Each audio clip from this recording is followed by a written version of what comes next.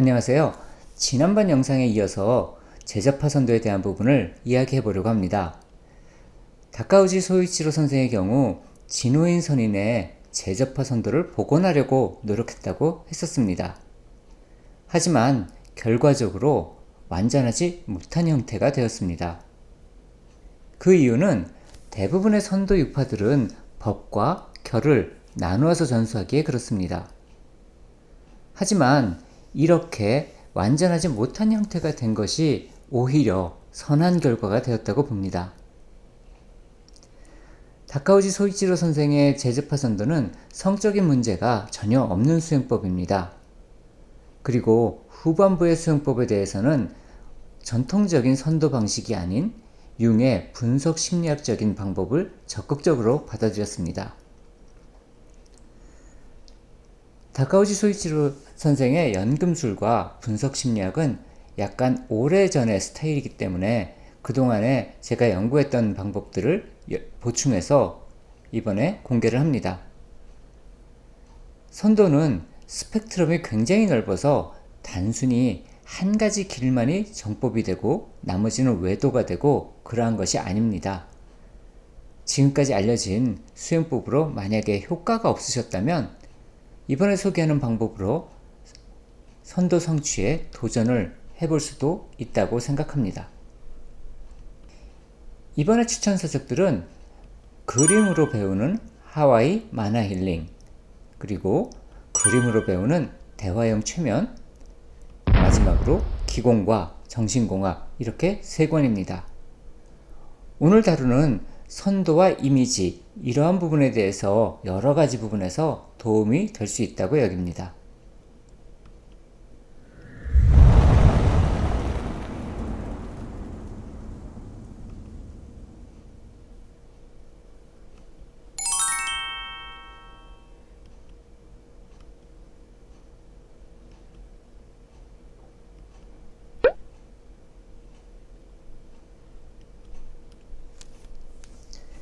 일단 선도는 축기 연기와 연정화기와 연기화신과 연신환어, 그리고 마지막으로 연어합도의 5가지 단계가 있습니다.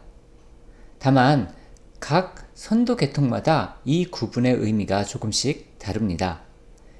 일단 오늘은 다카우지 소이치로 선생의 구분을 위주로 소개해 보도록 하겠습니다. 축기 연기란 것은 기틀을 만들고 자기 자신을 단련한다는 그런 의미입니다.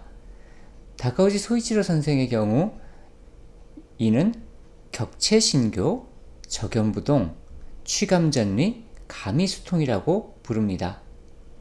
격체신교는 몸이 떨어져 앉아서 의식으로 교류한다는 의미입니다.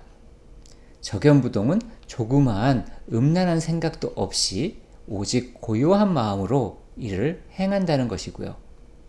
취감정리란 남성과 여성이 서로 간에 각자가 가지고 있는 본질적인 음양 이기를 교류한다는 것입니다. 가미수통은 기감을 느끼면 통하고 있다 라는 의미라는 뜻이 됩니다. 이 말은 보통 선도에서 처음에 의수단전을 해서 단전이나 진기열 이런 곳에서 기감을 얻을 때까지 시간이 어느 정도 걸립니다. 제자파는 이러한 시간을 단축해 주기 때문에 특히 나이가 들어서 양기가 쇠한 사람들을 대상으로 발달해 왔습니다.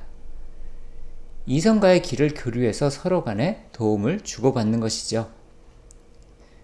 개인적으로 이 부분에서 앞으로 이곳에 공개하게 될 레이키를 응용하는 것이 쉬운 접근법이 될 수 있다고 여깁니다. 레이키에는 레이키 마왓이라고 해서 이렇게 떨어져서 기를 교류하는 훈련법이 있습니다. 레이키 마왓이는 남녀 구분 없이 이러한 기 교류를 하지만 만약에 이성 간에 레이키 마왓을 한다고 하면 충분히 이 제자파 선도의 축기 연기로 접근할 수 있을 것입니다. 이러한 방식으로 해서 기를 느끼게 되면 그 기감을 강화하고 운행을 하게 됩니다. 이 단계가 연정화기입니다. 연정화기는 첫 번째가 리형 교기라고 합니다. 이는 몸을 떨어뜨려 앉고 단지 기만 교류한다, 이런 뜻이라서 격체신교와 같은 의미입니다. 그리고 격체신교가 나왔던 축기연기와 다른 부분은 이제부터는 단전이나 진기열 등 자신이 수행하는 그런 계통에서 기를 모으는 그런 신체 부분에다가 이성의 기를 이끌어서 모으는 것으로 시작합니다. 그렇게 해서 이끌어서 모으는 것이 응신취기라고 하고, 이것으로 인해서 단전이나 진기열 등의 열이 발생하게 됩니다. 그리고 이 열감으로 소주천을 하는 것이 전규개관이 됩니다. 이 다음 단계는 연기화신으로 처음 시작이 남불관의 여불해대라고 되어 있습니다. 이는 남자는 의복을 느슨하게 하지 않고 여자는 허리띠를 풀지 않는다는 것으로 역시 격체신교를 의미합니다. 이렇게 해서 멀리 떨어진, 그러니까 각자의 집에 있는 이성 간의 기를 교류하는 것입니다. 이 파트 역시 레이키 레벨 2의 혼샤제 쇼넨 상징으로 시공간에 브릿지를 놓아서 행하게 되면 쉽게 성취할 수 있는 것이 됩니다. 축기연기, 연정화기, 연기화신까지는 이성이 필요했습니다. 하지만 연신환화와 연화합도는 더 이상 사람으로서의 이성이 필요하진 않습니다. 하지만 제저법이기 때문에 음양쌍수를 하고는 있습니다. 연신환화의 시작은 중심을 지켜서 내 안에서 음양이 화합하도록 합니다. 지금까지 내가 음양에, 나가 만약에 남성이라면 양을 위주로 내 안에 있게 되고, 여성이라면 음을 위주로 있기 때문에 서로 상대방의 음양을 받아서 2단계까지 왔습니다. 그리고 여기서부터는 그렇게 내 안에서 배양이 된 음양을, 그것을 사용하게 됩니다. 그래서 내 중심을 지키고 음양이 화합하도록 합니다. 과거에 올렸던 영상들 중에 주인공 관법에 대해서 참고를 해서 보시면 쉽게 이해가 되실 겁니다. 그리고 그 다음으로 내면에서 나의 상대가 되는 대극자를 찾는 것이 내맥 음양 또는 내관 음양이라고 하는 것입니다. 이렇게 내면의 CGG, CGG는 대극극자라는 뜻입니다. CGG를 찾으면 더 나아가서 심층의식의 여러 요소들을 만나게 됩니다. 다만 다카우지 소이치로 선생은 심리학을 전공하지는 않았기에 이 부분에 대한 설명이 조금 느슨하긴 합니다. 그래서 이 영상의 후반부에는 내가 새로 이것을 정리해서 보충을 했습니다. 마지막으로 연화합도는 이렇게 무수한 원형들과 만나는 것에서 다시 하나로 되돌아가는 것을 말합니다. 이를 카를 구스타프 융은 자기화 과정이라고 했습니다. 이렇게 하나로 돌아간 후에 이 하나가 다시 험으로 되돌아갑니다. 허와 무가 나타나게 되면 무를 지켜서 허에 이르도록 합니다. 그리고 통신입화의 완성에 도달하게 되는 것이죠. 이제 다카우지 소이치로 선생이 평생을 복원하려 했던 진호인 선인의 제적법과 비교를 해보도록 하겠습니다. 축기 연기 단계는 진호인 선인의 경우 천단법인 정자와 동공수행을 하고, 지단법인 식이요법과 복약법을 행하고, 인단법인 안교술과 주독술을 합니다. 안교술이란 것은 양교맥과 음교맥을 자극해서 선천전기를 되살리는 것이고, 주독술은 동맥의 후삼관을 기로 열어주는 것입니다. 이렇게 해서 준비를 하는 것이 명징투파에서 말하는 축기연기가 됩니다. 거기에 비해서 다카우지 소이치로 선생의 축기연기는 기감을 얻는 것에 포커스가 맞춰져 있습니다. 다음으로 연정화기는 양쪽 다 동일하게 소주천의 성취와 소약의 생산을 의미하게 됩니다. 그 다음 단계인 연기화신은 진호인 선인의 경우, 명징투파의 진호인 선인의 경우는 대주천을 하고 그 대주천의 결과로 대약을 얻는 것을 목표로 합니다만, 다카우지 소이치로 선생의 경우 바로 대약을 얻는 것으로 나아갑니다. 연신화로부터는 진호인 선인은 선도의 영역이 아니라고 보고 밀종 광명대수인을 행합니다. 거기에 비해서 다카우지 소이치로 선생은 서양 연금술로 이 부분을 행하도록 합니다. 최종 단계인 연화합도는 진호인 선인의 경우 밀종 무수대수인이라는 참선의 일종을 행하지만 다카우지 소이치로 선생은 자기 소멸과 완성이라는 그러한 목표를 현실화하기 위해서 실천하는 것을 행합니다. 자, 선도와 연금술 관련해서 이 도표는 오래전에 한의사이신 임명진 원장님과 담론을 한 결과를 이 원장님이 정리하신 것입니다. 아마 임 원장님의 참동계 서적에 이 부분이 언급되어 있는 것으로 알고 있는데 다카우지 소이치로 선생의 경우 연금술, 흑화, 백화, 적화 이렇게 3단계 구분법을 사용합니다. 하지만 내가 배운 연금술의 정종이라고 하는 에메랄드 포뮬러에 의하면 흑화, 백화, 황화, 적화의 4단계가 있다고 알려져 있습니다. 이는 각각 연정화기, 연기화신, 연신환어, 연화합도에 해당이 됩니다. 앞서 연기화신을 다카우지 소이치로 선생은 대추천 없이 대약을 만드는 것에만 목표를 둔다고 했습니다. 이것은 내적인 생명광이 나타나는 과정이기도 합니다. 그래서 일단 기운을 넣고 소주천을 해서 소약이 만들어진 후에 눈을 감고 눈꺼풀 뒤를 바라보게 됩니다. 그러면 거기에는 아무것도 나타나지 않는 깜깜한 그런 공간이 있습니다. 이를 다카우지 소이치로 선생은 명상 공간이라고 했습니다. 이 명상 공간에 아직 아무것도 나타나지 않고 있는 그런 상태를 흑화 과정이라고 합니다. 이제 소약이 만들어졌기 때문에 주천은 저절로 돌고 있거든요. 이렇게 저절로 기가 몸에서 돌고 있을 때 그렇게 되면 어느 순간 내 앞에 명상 공간, 다시 말하면 눈꺼풀 뒤쪽 거기에 빛이 발생이 되는데 이를 백화 과정이라고 합니다. 보통 남방불교에서는 이를 니미따라고 합니다. 심월륜이라고 대승불교에서도 전해지는 것이죠. 마치 달이 뜨는 것과 같다라고 해서 흰 빛이 보이기 때문에 백화과정이라고 합니다. 근데 이 빛은 내가 원하는 대로 움직여지지는 않습니다. 그 다음부터는 이것을 훈련을 해서 의도한 그대로 그려낼 수 있게 되면 이 빛을 컨트롤할 수 있는 능력이 생기면 이를 황화라고 합니다. 그리고 눈을 뜨고 현실 공간에서도 이 빛으로 그림을 그려내게 되는데 이것을 적화 과정이라고 합니다. 다카우지 소이치로 선생은 황화와 적화를 합쳐서 빛을 안정화시키고 빛을 외부로 투영시키고를 한 단계로 보았습니다. 외부로 투영할 경우에는 민감한 사람들은 내가 보고 있는 이 빛의 모습을 보게 됩니다. 과거에 허실생백을 다른 사람들이 볼 수 있다라고 얘기한 적이 있었는데 그것과 통하는 이야기입니다. 이 백화, 황화, 적화를 각각 양광1현, 양광2현, 양광3현이라고 부릅니다. 그리고 양광3현이 되면 이것을 대약이라고 합니다. 그리고 또한 연금술에서는 적화 과정으로 얻어지는 그 빛을 현자의 돌이라고 합니다.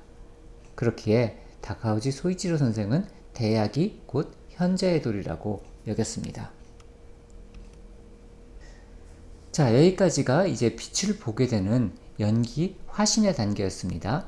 그래서 이 빛이 나타나게 됐고 그 빛을 매개로 신비로운 세상이 내게 보여지기 시작하면 이것이 연신 환어의 단계입니다. 이때 나타나는 심상들이 우선은 개인 무의식 수준에서 나타나게 됩니다.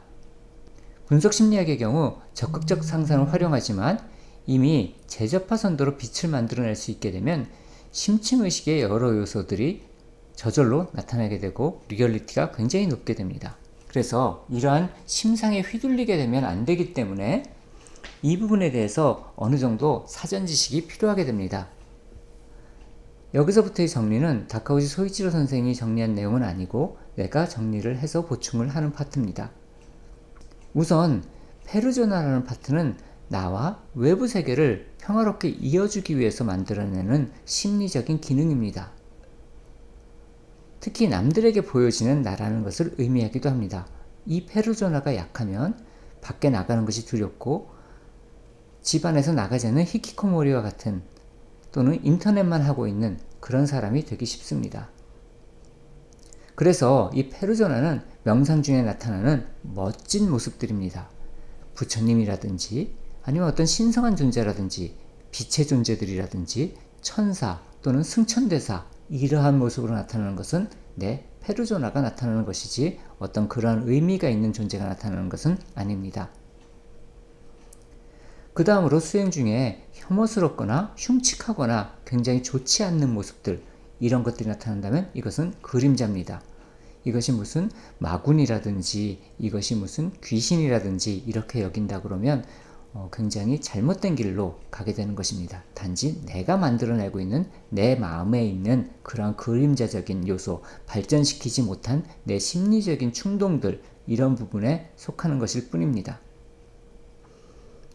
단지 이 단계에서는 기와 빛의 힘이 강하기 때문에 그 리얼리티가 높아서 굉장히 그게 실제라고 느끼기 쉬운데, 실제라고 느낀다 그러면 끝없이 헤매게 됩니다. 실제가 아니라고 느끼고 있어야지 그것이 스스로 사라지도록 할 수 있게 됩니다.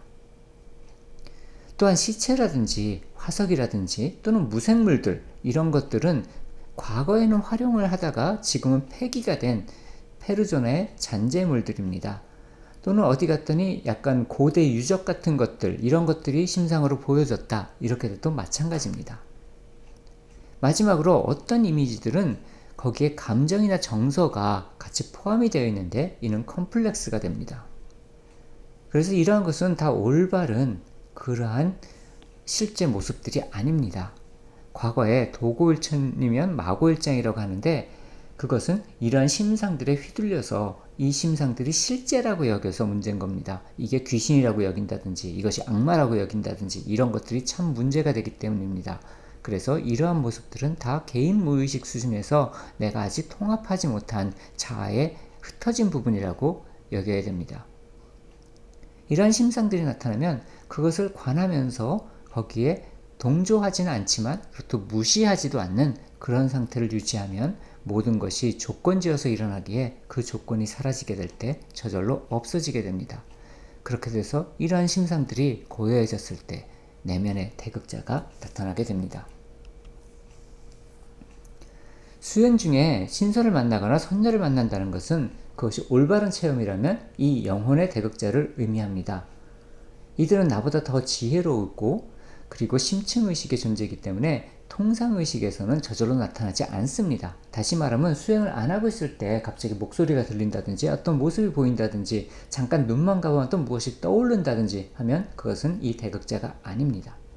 깊은 명상에 들어갔든지 아니면 반수반각, 다시 말하면 잠이 들기 시작해서 꿈과 현실의 중간 단계, 그 정도이든지 아니면 최면에서 아주 깊은 트랜스에 들어갔을 때, 이럴 때 나타날 수는 있습니다. 하지만 그 외의 경우에 나타난다면 그것은 앞서 말한 개인 무의식이고 더더군다나 내 삶에 먼저 개입해서 갑자기 나타나거나 그런 일은 거의 없습니다. 물론 그런 일이 일어나기는 합니다. 이 CG가 실제로 내 현실의식에 개입을 하는 경우가 있는데 이것은 내가 심리적으로 굉장히 위험한 상태라는 얘기입니다. 최소 경계성이나 조현병 스펙트럼, 그런 것을 생각해야 되는 부분들이 있을 정도로 내가 심리적으로 잘못되어 있을 때 그것이 내 현실에 개입을 하게 됩니다. 다음은 문화무의식에 대한 것이고요. 이제 대극자를 만나게 되면 대극자의 안내로 깊은 마음속으로 들어가게 됩니다. 이때 나타나는 여러가지 신화적 존재들은 공시성을 일으키고 이 세상에 기적을 만드는 그런 신통력 또는 초능력들이 됩니다. 융은 이를 유사정신계라고 했습니다. 단지 정신 속에 있는 것 같은데 실질적으로 정신 속에서 일어난 일이 현실에도 반영이 되는 것이죠. 마법이나 주술이나 신통력, 초능력 이런 것들이 작동하는 그런 레벨은 이 경지를 의미합니다. 여기까지가 연신, 환호의 단계가 됩니다. 이제 마지막으로 연어합도에 도달하게 되었습니다. 앞서 경험한 모든 초월적인 힘의 이미지들이 밸런스를 이루면서 만다라로 변화해 가는 겁니다. 만다라 자체 안에는 굉장히 많은 존재들이 있게 됩니다. 중심에 재불보살님들이 계시고 명왕이라든지 천신이라든지 이런 분들이 쭉 펼쳐지면서 만다라를 구성하게 됩니다. 이렇게 만다라가 구성되기 시작하면, 심상의 속에서 구성하기 시작되면 이전에 나는 소멸이 되고 통합적인 자기화 과정이 일어나게 됩니다. 아마도 다카오지 소이치로 선생이 선도 수행을 통해서 갈 수 있다고 여기는 최종 경계가 여기였다고 생각합니다. 또한 단순한 치유 기법인 레이키로 여기까지 이룰 수 있는 방법들도 있다는 이야기이기도 합니다. 그래서 지금 했던 이 영상과 앞서 이어졌던 레이키 과정은, 그리고 앞으로 나올 레이키에 관련된 영상들은 다 하나의 유기적으로 연결되는 그러한 부분들이 있는 것입니다. 그럼 오늘은 여기까지 마치도록 하고요. 수고 많으셨습니다. 또 앞으로도 계속 이 채널을 구독해 주셨으면 감사하겠습니다.